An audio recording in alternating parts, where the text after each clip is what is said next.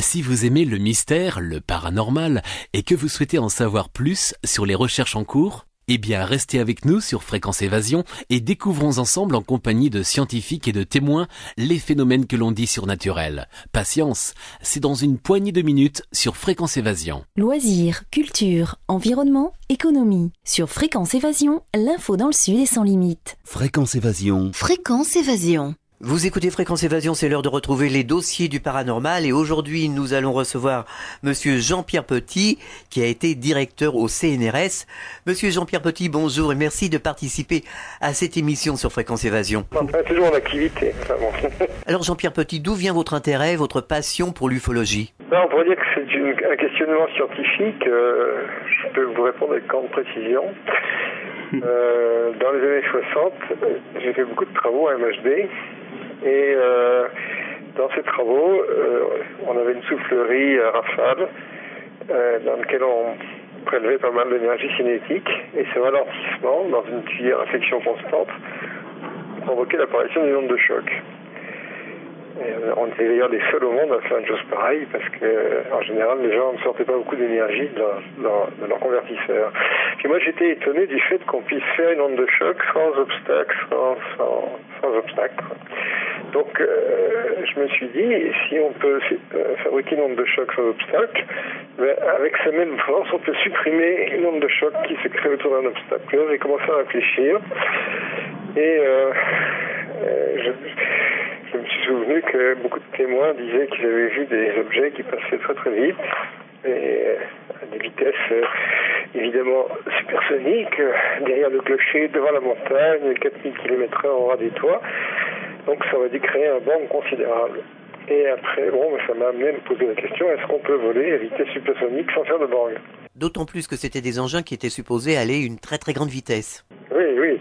Enfin là, c'était pas pour des véhicules aériens, c'était des véhicules sous-marins, rappelez-vous. Dans cette histoire-là, il s'agissait de torpilles.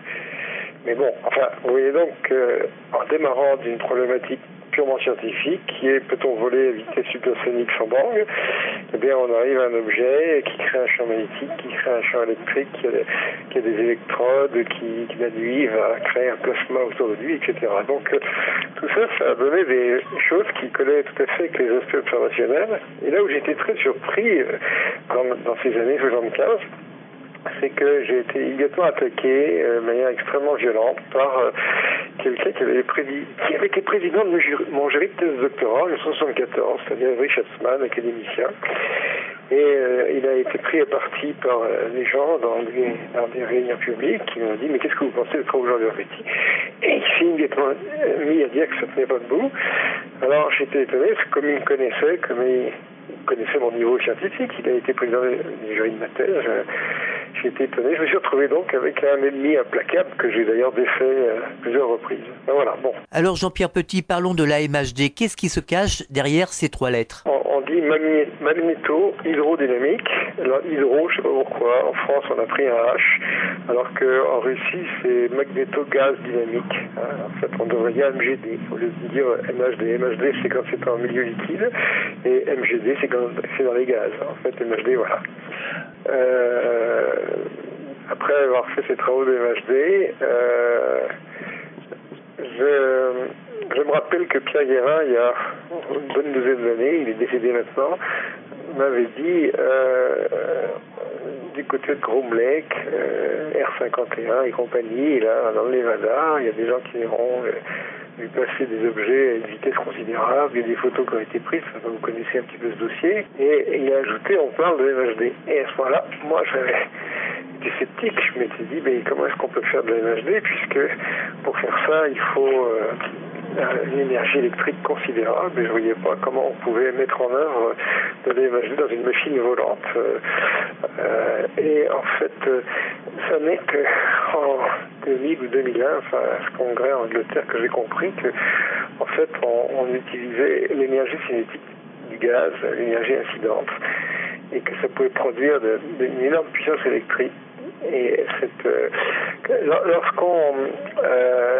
lorsqu'on crée de l'énergie électrique à partir de l'énergie cinétique d'un gaz, on ralentit.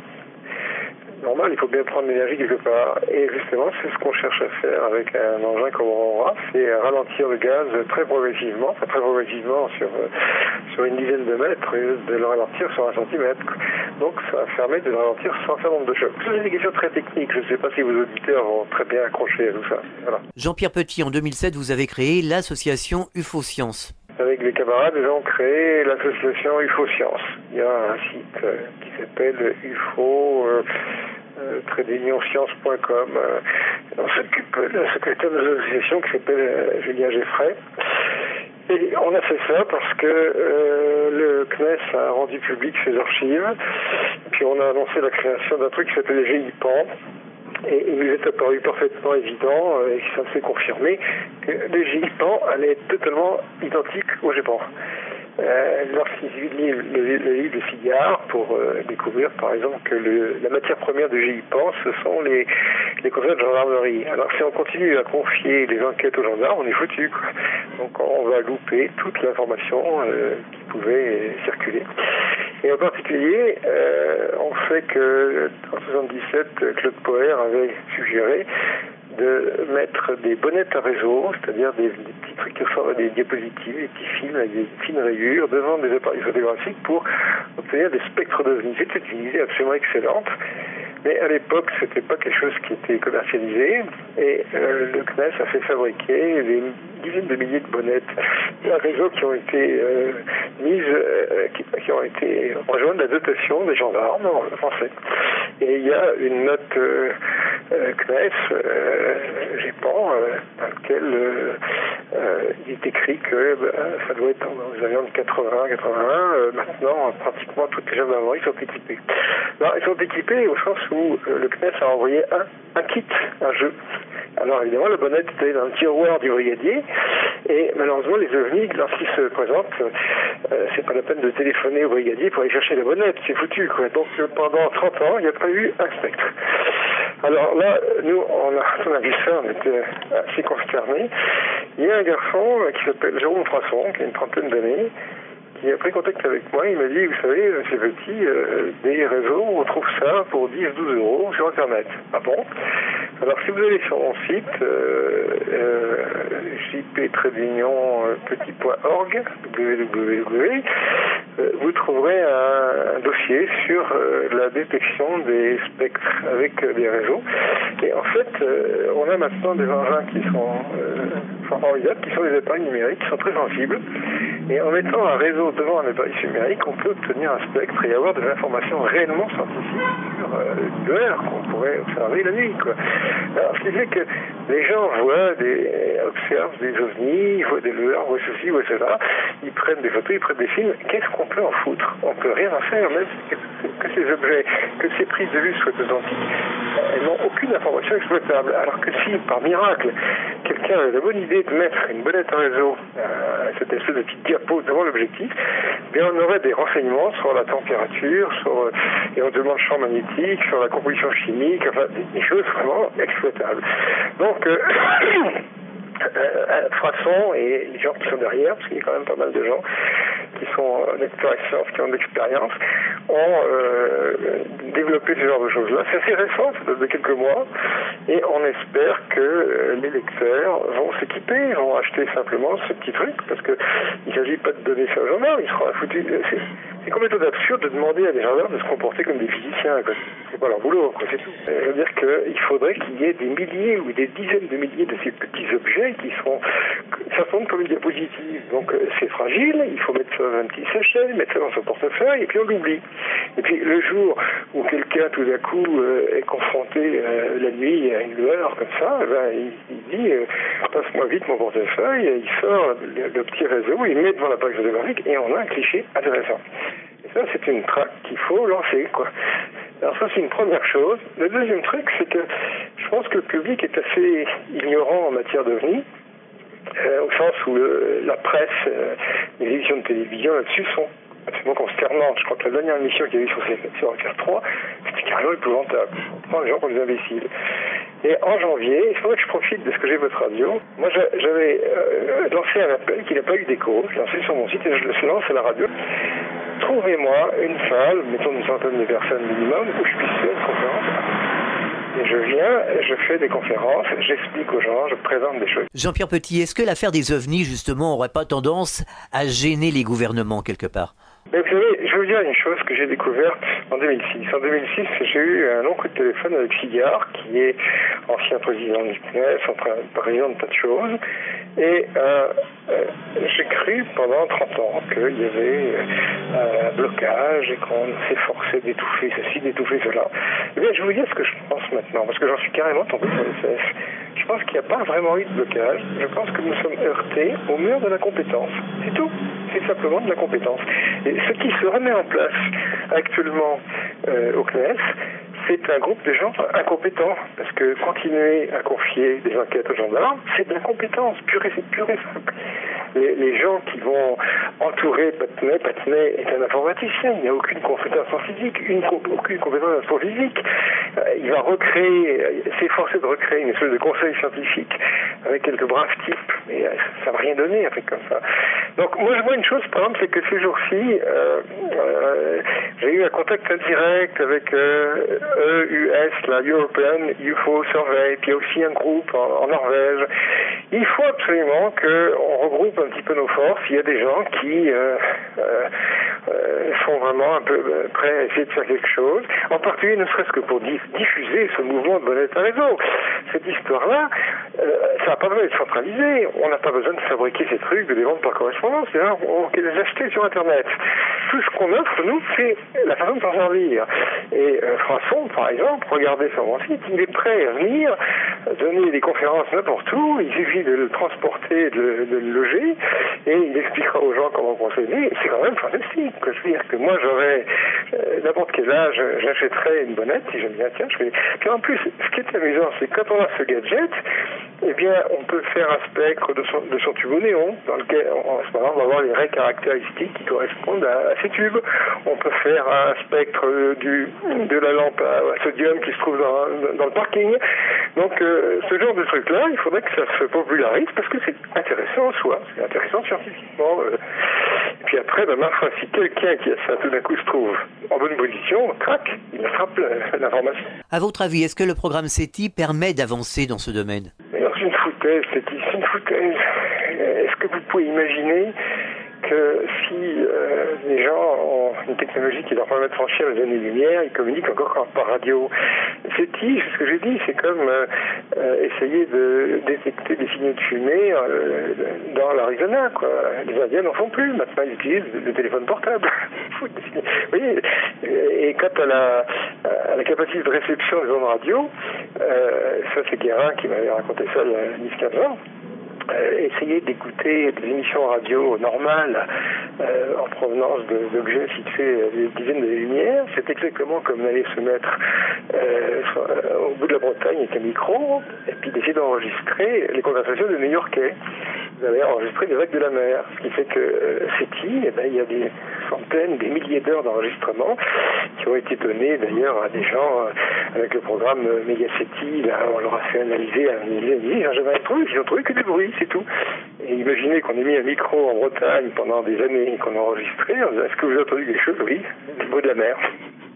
La grande imposture du supercode relevé, c'est quelque chose que j'ai trouvé sur votre site internet. Tout ça, c'est parti un petit peu du livre de Lee Smolin, qui vient de sortir un livre, il est sorti il y a quelques mois, un livre qui s'appelle Rien ne va plus en physique. Et bon, ça, il est certain que nous, on dit ça depuis 20 ou 30 ans. Mais lui, il a travaillé 30 ans sur les supercordes, il a fait 18 articles là-dessus. Et moi, j'ai trouvé ce livre extrêmement comique. Il y a un dossier dans mon site où j'explique un petit peu tout ça. Et moi, je connais un gars qui s'occupe de l'UIP, l'université interdisciplinaire, qui me dit je vais inviter Smolin parce que vraiment ce livre est important. C'est important parce que qu'est-ce qui se passe? Voilà un type, il travaille dans ce domaine des supercordes pendant 20 ans. Et puis, je crois que c'est en 2004, on lui a demandé, à l'occasion du colloque donné en l'honneur de John Wheeler, un grand scientifique, de faire un exposé en retraçant les acquis des supercordes. Et alors là, on découvre des choses qui vous rendent pantois. Combien y a-t-il d'articles qui ont paru en 30 ans sur les supercordes? La réponse, c'est 100 000. C'est pas 1000, c'est 100 000 articles. Donc voilà ce type face à cette espèce de montagne inimaginable de papier et qui essaye de trouver les acquis de cette démarche dont on nous rebat les oreilles, quoi. C'est pas la peine. Regardez le livre de Green qui s'appelle L'univers élégant, c'est extraordinaire. Regardez les sorties médiatiques de type de l'amour, cherchant à savoir ce qu'il y avait avant le Big Bang, etc. Bon.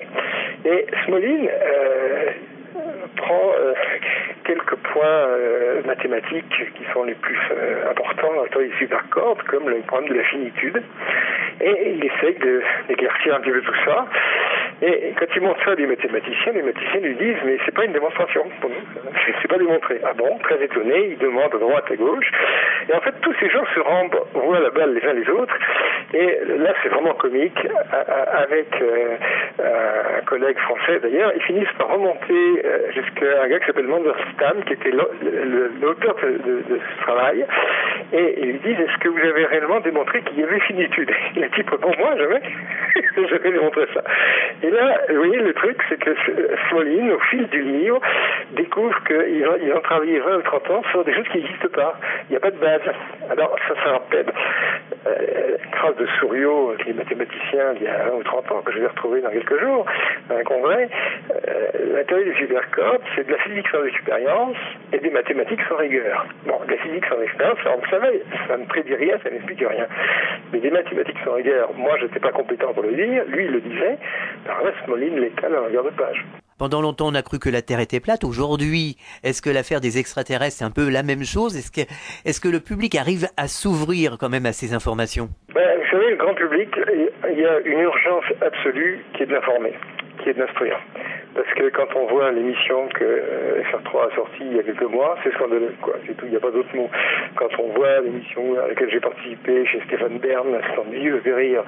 Donc il faut créer des documents vidéo, parce que les gens mangent plus de la vidéo qu'une liste de livres, pour les gens. Puis même si on écrit des livres, il faudra encore qu'on en parle. Vous parliez tout à l'heure de ce livre-là, On est perdu la moitié de l'univers. Il est sorti en 97, ça, il y a 10 ans.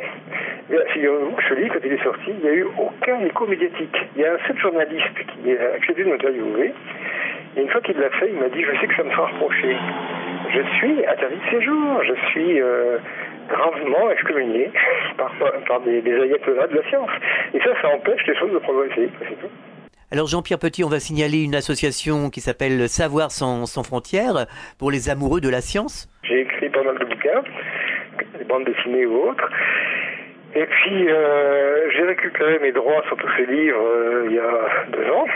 Et tout d'un coup, je me suis dit, bon, mais pourquoi est-ce que je ne les mettrais pas en accès libre, en téléchargeable, gratuit?